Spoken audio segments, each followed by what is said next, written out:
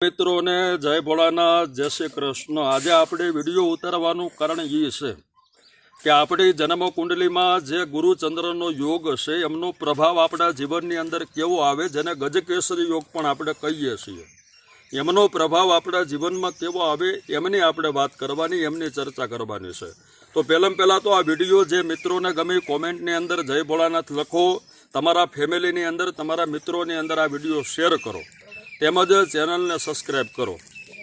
તો પહેલાં ગજકેસરી યોગ આપણે જે કહીએ અથવા તો ગુરુચંદ્રના યોગને કહીએ, એમનો પ્રભાવ કેવો આવે, પણ પહેલાં આપણે જાણવું પડે ને કે આ ગજકેસરી યોગ કે ગુરુચંદ્રનો યોગ કેવી રીતે બને।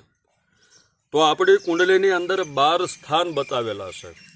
એ 12 સ્થાનની અંદર ગુરુ જે સ્થાનની અંદર બેઠેલો એમની સાથે ચંદ્ર હોય, ગુરુની સાથે ચંદ્ર હોય, અથવા તો ગુરુથી 5મે ચંદ્ર હોય, અથવા તો ગુરુથી 9મે ચંદ્ર હોય, તો આમને તમે ગજકેસરી યોગ કહી શકો અથવા તો ગુરુચંદ્રનો યોગ કહી શકો। તો આનો પ્રભાવ શું આવે? તો પહેલાં ગુરુચંદ્રનો યોગ હોય એવા વ્યક્તિઓનું જે માઇન્ડ હોય એ ફિકલ માઇન્ડેડ હોય, એ વ્યક્તિ ચંચલ વધારે હોય, એનું માઇન્ડ ચલાયમાન હોય છે, તેમજ એ વ્યક્તિ જીવનમાં કોઈ દી સ્ટેબલ રહેતો નથી, એનું માઇન્ડ અસ્થિર હોય છે, અને જે પણ એને વિષય હોય કે વસ્તુ હોય એમની ઉપર એના વિચારો કોઈ દી સ્થિર રહેતા નથી। એવા વ્યક્તિઓના થોટ અથવા તો વિચારો વારે ફર્યા રાખે છે। પહેલો પ્રભાવ આવડો આ છે।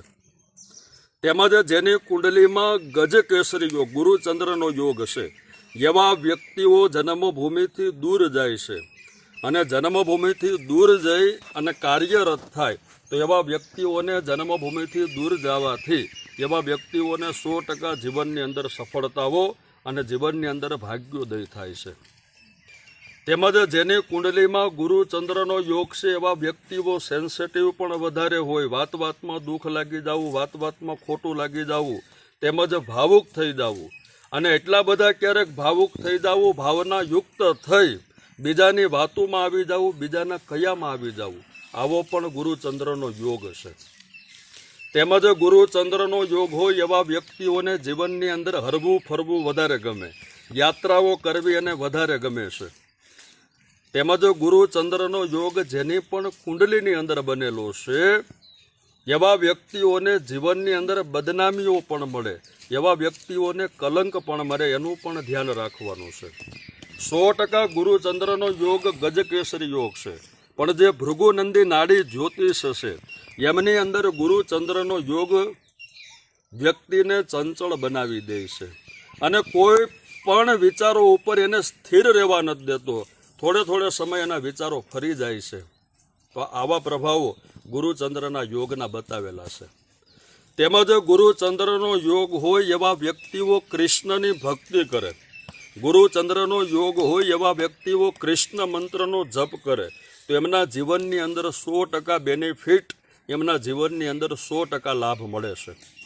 જેની કુંડલીમાં ગુરુચંદ્રનો યોગ છે એવા વ્યક્તિ એમના માતાની સેવા કરે, માતાનું સન્માન કરે, માતાના ચરણોમાં વંદન કરે, એવા વ્યક્તિઓને પણ આ ગુરુચંદ્રનો યોગ 100% જીવનની અંદર બેનિફિટ આપશે।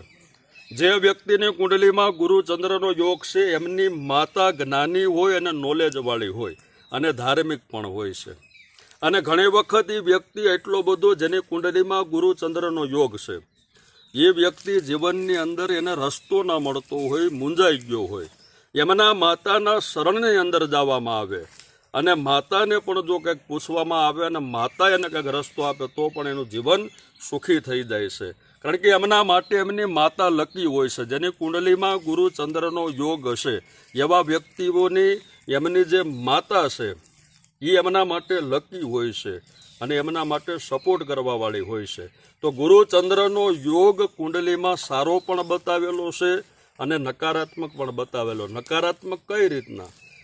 જીવનની અંદર સ્થિરતા દેતો નથી, માઇન્ડને વિવરિંગ કરી નાખે છે, તેમજ માઇન્ડને અનસ્ટેબલ કરી નાખે છે।